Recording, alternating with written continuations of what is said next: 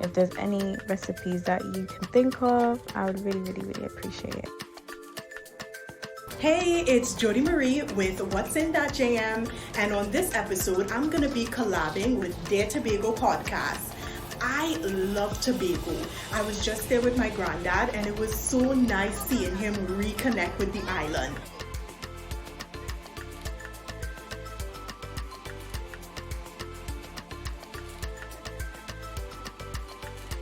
And I was so shocked to learn from Dear Tobago podcast that one of Tobago's national dishes is stew chicken or pork and dumpling. I literally thought that it was the more iconic curry crab and dumpling. But when you really think about it, curry crab and dumpling is not easy to eat. And it's not that filling because you don't get that much meat from the crab. So on this episode of What's in That JM with Dear Tobago, we're going to be making stew chicken and dumpling. Let's go and bubble our pot. Some frozen chicken that, to be honest, was already cleaned, cut up, and washed with lemon before freezing. When thawed, I added some salt and black pepper, green seasoning, garlic, onion, pimentos, and let soak overnight. I picked some small leaf thyme from outside that I'll throw in the pot in a time in. Once I gathered all my ingredients, I heated the stove to a medium-high fire and browned the sugar. To brown the sugar, I added the pot spoon of oil and the sugar. Over the next 3 minutes or so, the sugar started to bubble and turn a medium to dark brown color, aka the browning. One time, I gently and carefully placed the chicken pieces into the browning, but I reserved the marinade. I didn't put that in as yet. That will go in later. I turned the pot or stirred its contents to make sure that the browning was evenly distributed, and then I covered it for about 10 minutes for the chicken to spring its natural water. Meanwhile, I started on the dumpling. Big time chefs usually sift their ingredients, but to be honest, I don't do all of that.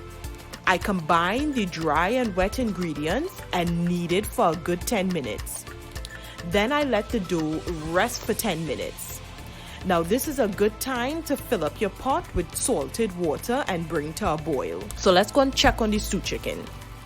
Stir the pot and add the chopped hot peppers, thyme, tomatoes, tomato paste, and some hot water to make the gravy.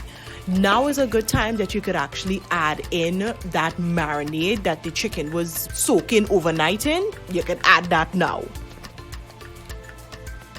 Cover and let it stew for a good 20 minutes on a slightly lower fire, so maybe medium now. Now let's go drop the dumpling into the boiling water. Return to your dough that's been resting for about 10 to 15 minutes. Tear off some small pieces and roll and flatten using the palms of your hands. There's no precise science to it, and each dumpling doesn't have to be identical. Carefully drop each raw dumpling, into the boiling salted water. Let cook for about 15 to 20 minutes or until the dumplings start to float to the top. Remove from the boiling water and serve with your stew chicken and gravy. Now let's go and finish up the stew chicken. I just realized that I don't have any golden ray, so I am going to get around the corner.